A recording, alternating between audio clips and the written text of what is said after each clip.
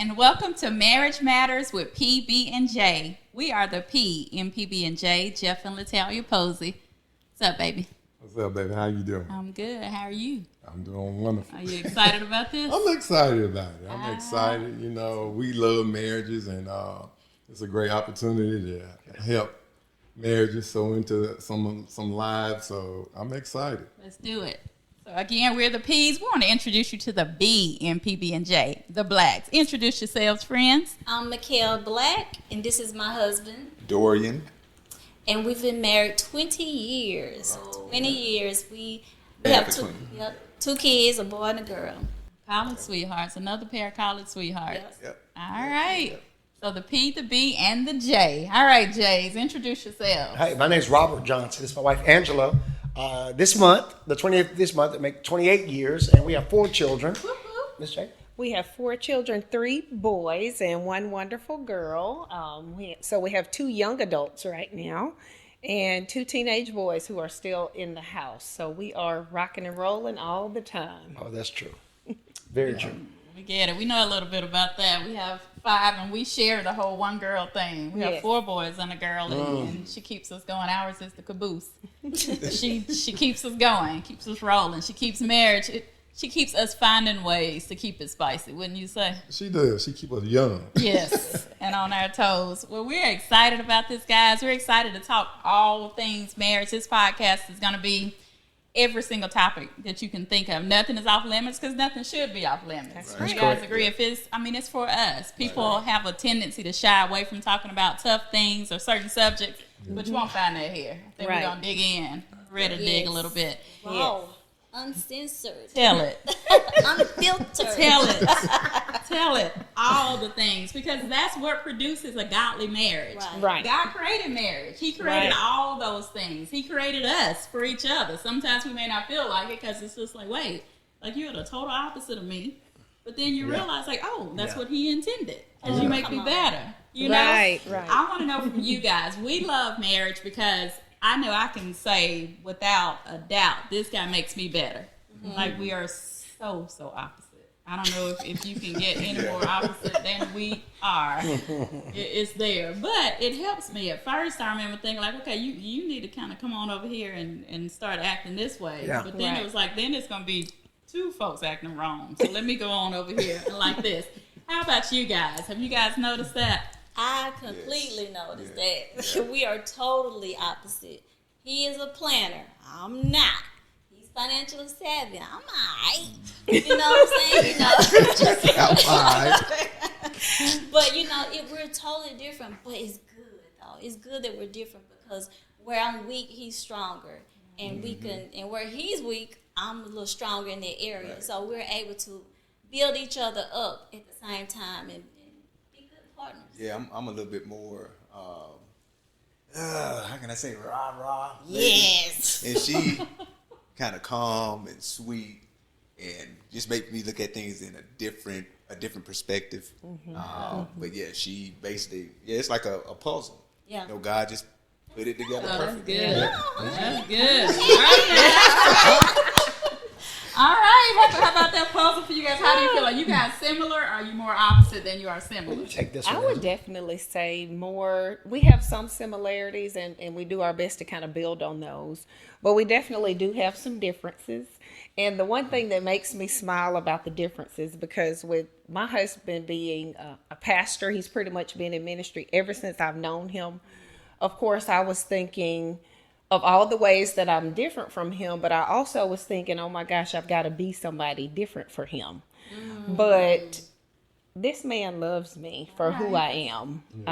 That's true. And just being comfortable and feeling safe to just be who I am and not having to camouflage that and feel like I had to be a certain person for him to feel comfortable with me walking with him through ministry. I appreciate the fact that he has always just let me be me. Yeah.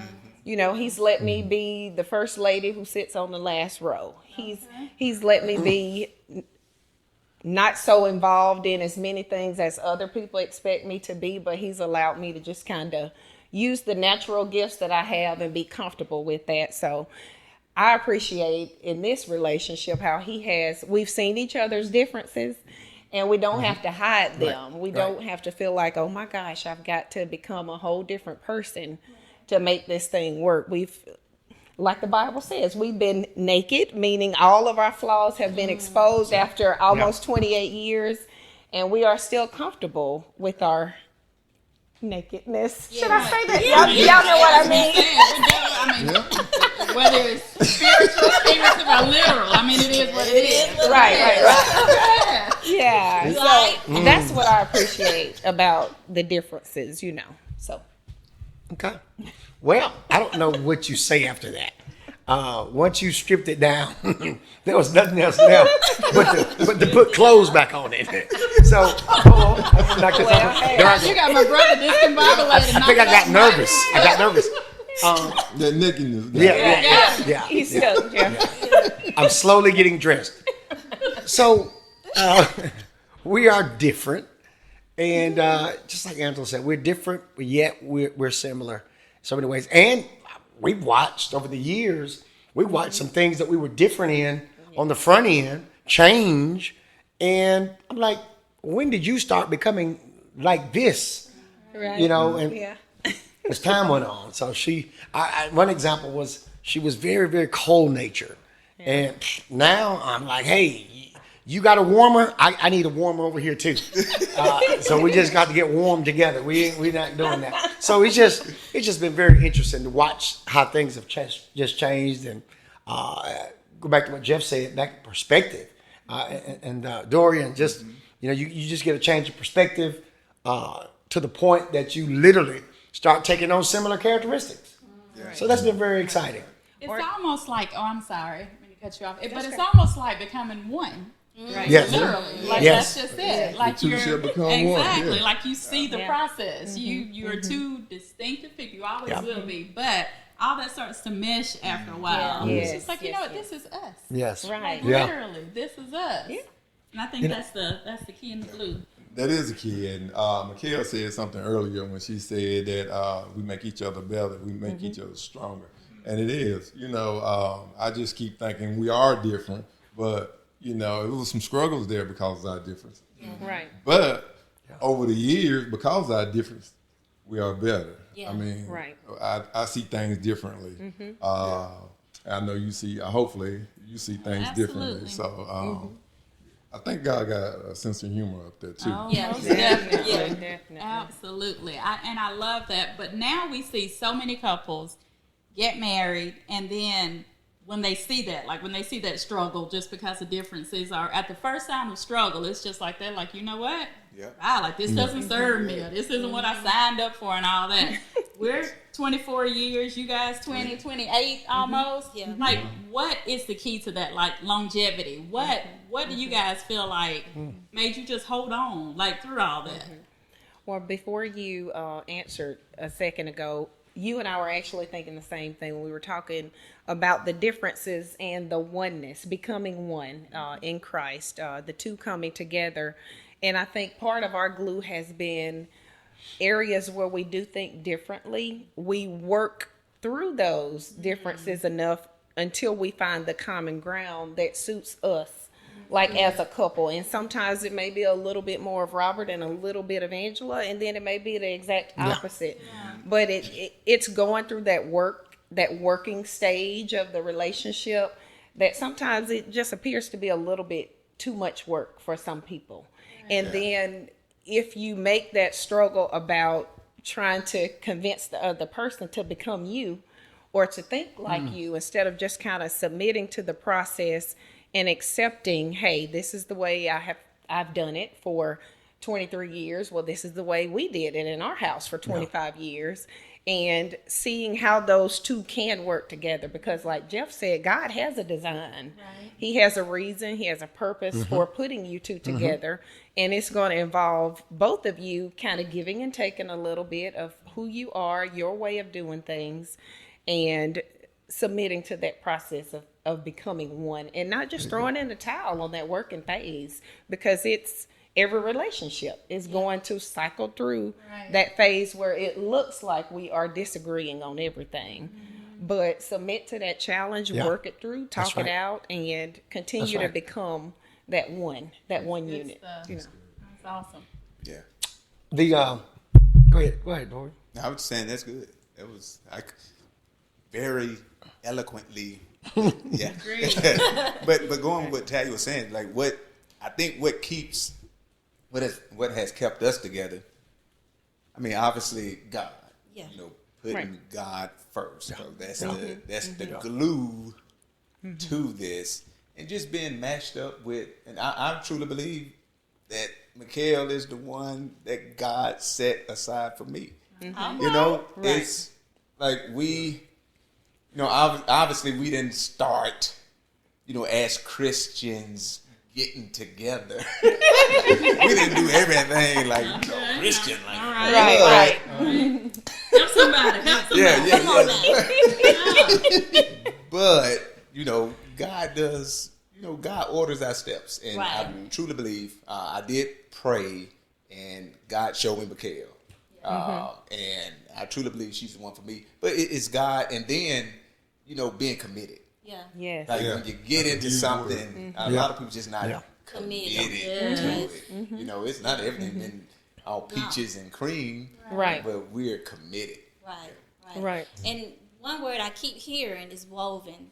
I think about you, woven. We're being woven together, and through that process, it may be a pinch here, Right. as you Tell it, weed girl. through. Right. You may take some pinch. It may be some things you have to go through. Right. Like you said, you got to be committed to stand and working through this, whatever you may be experiencing, and making this marriage work. And he said, God, not just having God, but having that relationship with God. Right. When you have your own personal relationship with God, you just can't treat your spouse any kind of way. You just not going to talk to your spouse any kind of way, treat them any kind of way, because you have that relationship with God, and he's going to teach you and mold you and help you teach your spouse the way he intended your spouse to be handled. That's good. That's good. Yeah. That's good. So true. Really good. I'm just thinking about these, the opportunity to really stop being boyfriend and girlfriend and move into being husband and wife. And I think sometimes we get stuck trying to be a better boyfriend and a better girlfriend rather than just learning the basics at some point in the marriage of just becoming a decent husband and a decent wife. God is pushing us in that direction, even when we don't know what it looks like and feels like, and even when we're fighting it. But he's not trying to get us to be the best boyfriend and the best girlfriend. He's trying to get us to be the best husband and the best wife. And so I think sometimes we're on two different tracks. But when we submit to him and his way, and we lose our own, and we find that we're headed into all of this exchange that he's doing, this intermingling, this interaction that we're required to do, it starts putting us on our whole path. So we can start really saying, okay, I'm getting it. I'm getting it. I'm not the best husband yet, but I'm on that path now. I'm seeing it different. And just the encouragement to all of those who are watching that no, somebody else may be doing it a lot better. Right. but you finally on that path. Right. And they didn't do it overnight either. But so stay the course, and you'll look up and you'll find out that certain things in your vernacular changes. Things like starts changing to love. You start realizing I don't have to like this and like that, Right. and I don't have to like the moment. I don't have to like being inconvenienced or whatever. But I do love you, and you worth, you worth that commitment, and you worth me stopping what I'm doing, getting home, and addressing whatever. You say, hey, that yard really needs to be cut today. You be like, well, I really was going to hang out with these guys. I really was going to just wash this car over at my mom, whatever, detail it. But when you really start making a commitment that I love this person, and I'm not trying to like them more. I'm loving them. And God just keeps dropping us, we're going deeper and deeper into that well. And And my goodness, one day you can draw off of it. Oh yeah. Mm-hmm. Yep. That's it. And ain't nothing like drawing. No, and nothing like drawing. Nothing like being able to draw. No. Go ahead. You better stop. No, go ahead. I want to hear what you have to say. We ain't ready. That's episode 8. Yeah, we ain't got to episode 8 We're yet. not hop there just quite yet.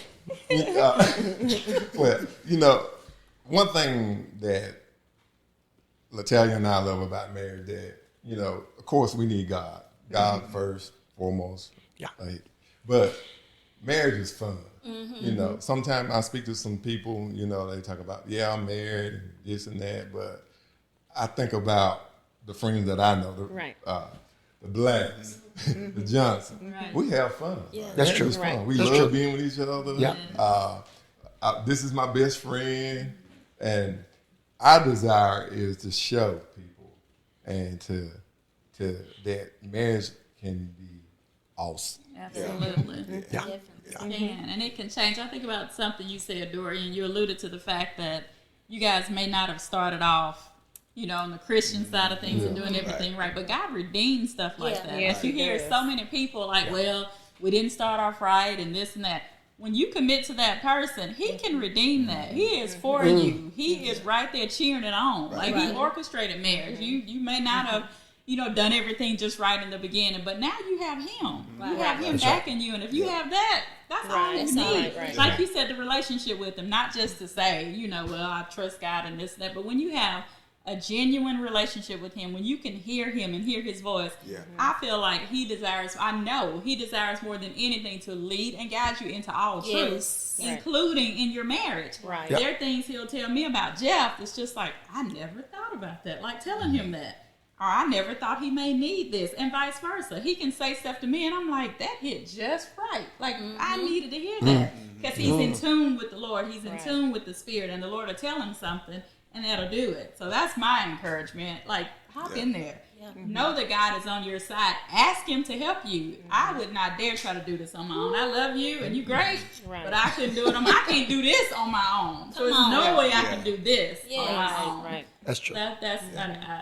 That's true. a little head, but that's not, That's all right. that's my encouragement for people. Let the heart speak. Myself. It's good. that is really good. How about you guys? Any encouragement you give couples who may be struggling or who may want that fun, but they don't feel that? At times, I know it, ladies, and we've talked about it before. I don't know if you men feel the same, because y'all probably always feeling us, but every now and then, just through the stages of life of having kids and different things. What's the what? Anyway, Marriage is fun. wait, what? Yeah, marriages, we're going to stick with that. Robert say what's not to feel all the time. But with women, sometimes just when you have children and things start changing in the years, like at times, like your emotions change. Of course, the love is still there, but your moods change like so much. Ladies, you know what I'm saying? Definitely. Like at times, but it's just like, but I'm still anchored. I'm still committed. I still feel that way. I still love you. I feel like, again, some women, because they don't know, they feel like, oh, if I'm feeling this way today, then it's over. Or it's time to go. No. Right. Just hold on just a little while longer. Yeah. Dorian, he always say your feelings don't matter. It doesn't matter how you feel. Sometimes you have to do stuff on purpose. You may have to play on purpose. Sometimes I don't feel like playing with my kids. Yeah. But they need that time, and my husband needs that time as well. So sometimes my flesh may not want to. I may want to go take a nap. Right. But I know if I push through it, I'm going to enjoy it in the end. I'm going to enjoy spending this time with him, getting outside playing, laughing, being goofy. Right. Just not being so uptight all the time. Just letting loose. Right. And then in the end, you'll feel so much better. Yes. Just laughing and playing, and you'll feel so much better doing it on purpose. Right. Getting over your flesh, getting over how you feel, and just doing it on purpose, because you know that this is your spouse, and you have to work through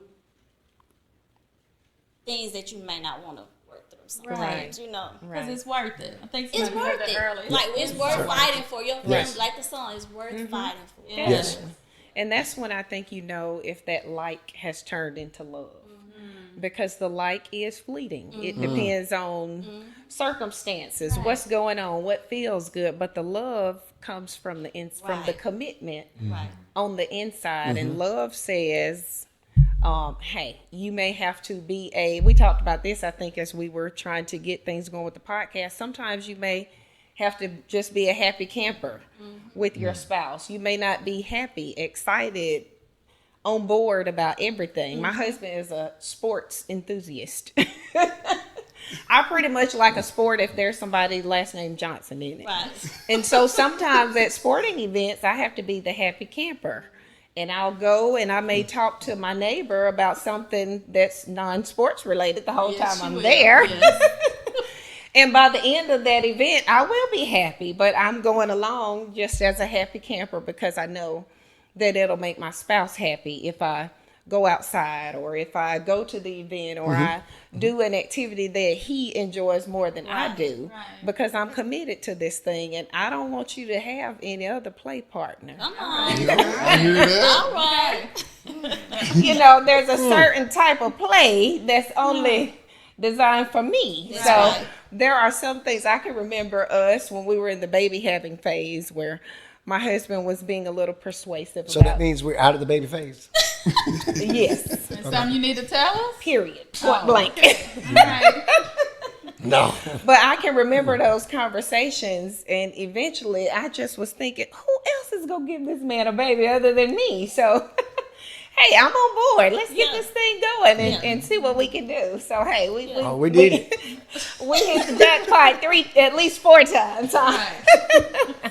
But definitely times where you kind of have to be the happy camper, and eventually, you know, you come along to being as happy as your spouse is, and that's on the back of being really committed to this thing, and not being moved by what you feel like doing, but being committing to the love that you profess before God and before all the witnesses. Thank you for loving Sometimes when Robert does wedding ceremonies, he'll tell the couple, you guys cannot get a divorce unless you assemble all of us back together because you're making this commitment before all of us. So, you know, you've got to remember that commitment and that love that sometimes, you know, we allow our feelings to overshadow. Right. So just keep that. I think as we wrap up, some of the key things, and you guys chime in, commitment for sure. Yes. Above that, putting God there and knowing Him and following Him, and then knowing it's worth having hope. Have hope because it's worth it. That's true. Expect a joyous, fun marriage. Like just because you saved, it's the opposite. People think just because you saved, it's supposed to be boring. No. Again, this is made for us. It's supposed to be happy. Right. You know, we're witnesses that it can be. You know, every day. In spite of what's going on. Still coming back to that place of joy at the end of the day. Right. Any closing words, y'all? Right. Johnson said it earlier when you was talking about love, and it was just hitting, it was just rolling my mind about love. You know, love, like God's love, it's not selfish. You know, that's right. What He did for us. That's right. And then what I would do for my spouse, what you would do for your spouse. Right. And love is so unselfish that, like you said, you went to the ball game. Sports is not your deal. This lady does things for me that I know she only does because she loves me. And so that's the thing, when you love and committed to someone, you unselfishly do something, give yourself over to them. So when you just kept saying love and commitment, I mean, it was just over here. That's crazy. But I just heard a man say that before we got together earlier. I was listening to a preacher on YouTube, and he was talking about, you know, his now wife.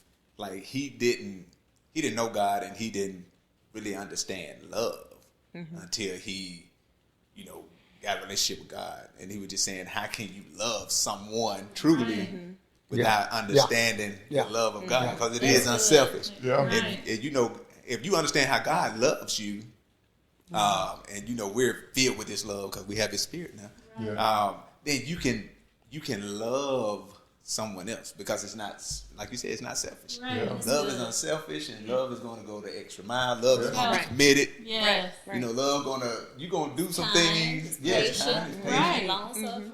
Absolutely. Yeah. But yeah, that was Fix that meal in the middle of the night. I mean, Fine. get up and play with Why you- purpose in What's the middle of the the night? middle of the night. Define middle of the Again, night. episode 8, we'll dive in. We have to wrap this one up, y'all. We could go on forever and ever and ever, and I'm sure we will. I'm already looking forward to the next episode. Yes. Oh yeah. But I think it's about time to wrap this up. Kel, tell the people how they can Look, find guys, I've enjoyed this conversation, getting to know Yes. all you guys a little bit more, a little better. So what I want you guys to do is to like, share, and subscribe to us, and follow us on all our social media sites. Do it because we want your marriage to go to the next level. Because we're talking all things that matter to marriage. That's it. Because your marriage matters. Your marriage matters. Absolutely. All right, until next time. Next time on Marriage Matters with PB&J.